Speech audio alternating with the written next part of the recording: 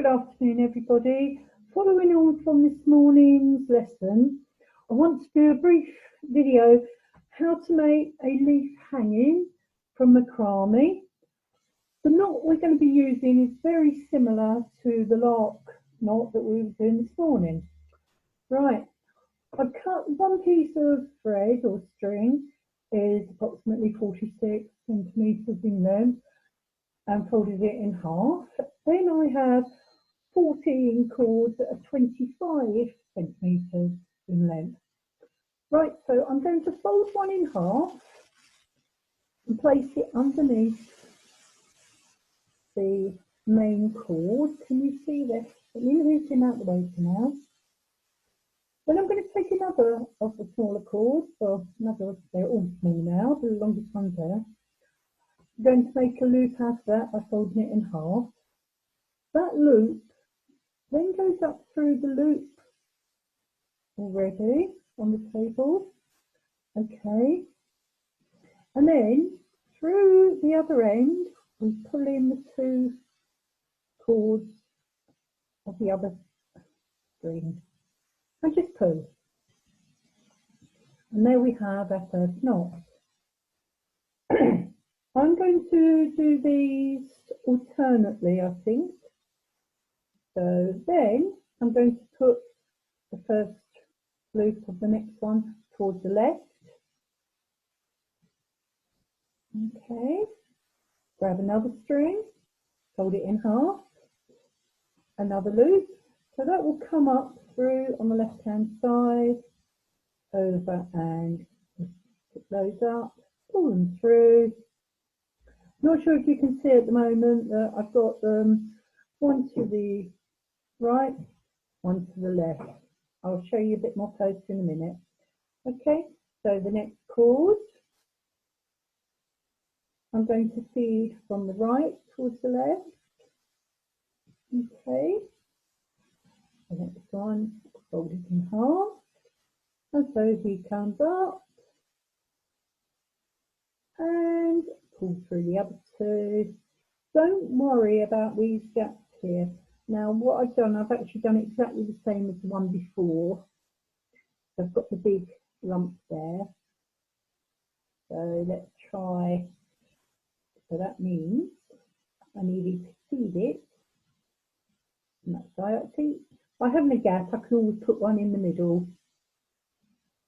So don't worry if you get it wrong. So let's feed in there once again. So in half, up to the loop, and down.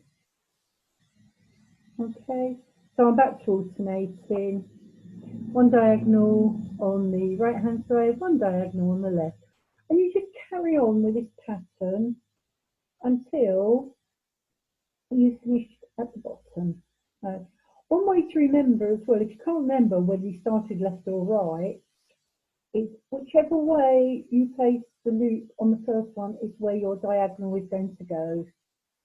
Okay. Excuse me, I think I need a drink. So the next cord up, over, and pull. There we go. So I've actually cut 14 of these cords. So I want my, because that diagonal is on the right side, that will be on the left this time. That's probably easier for me to remember. I'm not good with left and right. It's not my forte, I'm afraid. So once again, lift up, under he goes, pull the two strings through and tighten. I'm going to move all these up now, just by gently holding it down. So you're getting the gist of how it's all coming together. Don't worry if these are all misshapen, different lengths, because we're going to trim them afterwards, okay? I've actually only got two more to go. So fold it in half, under he goes. I'll fold the next one in half, up through the loop, grab and pull them through and down. And I've got one more to go. Okay. So this one here, I need the loop that side. I'm doing alternates. I'm going to send you a pattern, but for those that are in the group and on email, I'll send it to you. But it will be for all coming down the same side. I quite like the alternate pattern, but okay. There we go. So that's looking a bit hairy at the moment.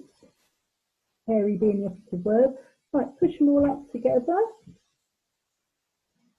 Okay. Now remember, this is only supposed to be a mini, so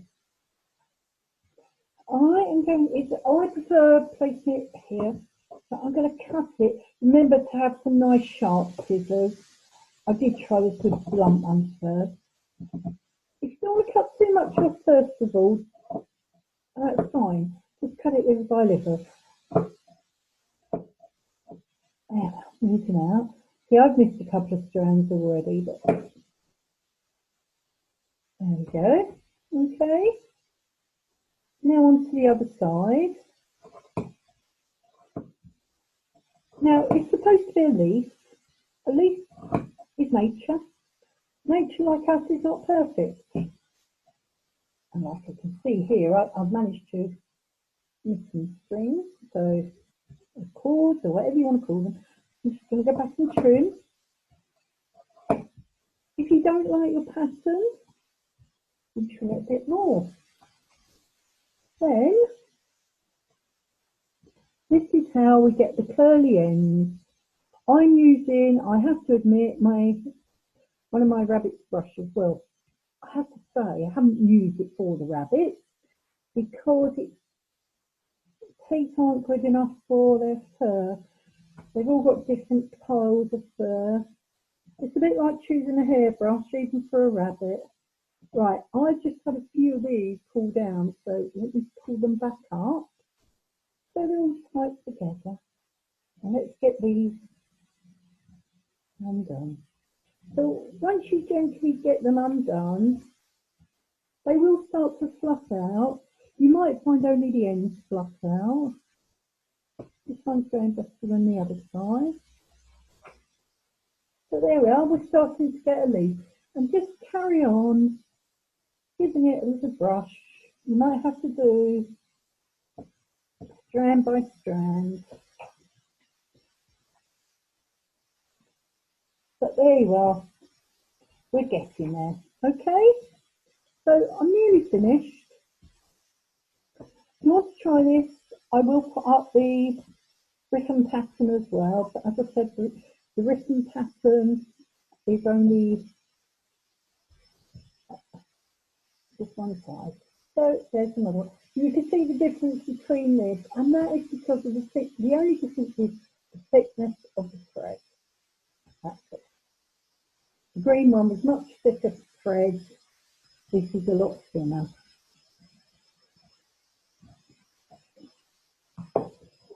There we go. That's another leaf done for my collection of leaves.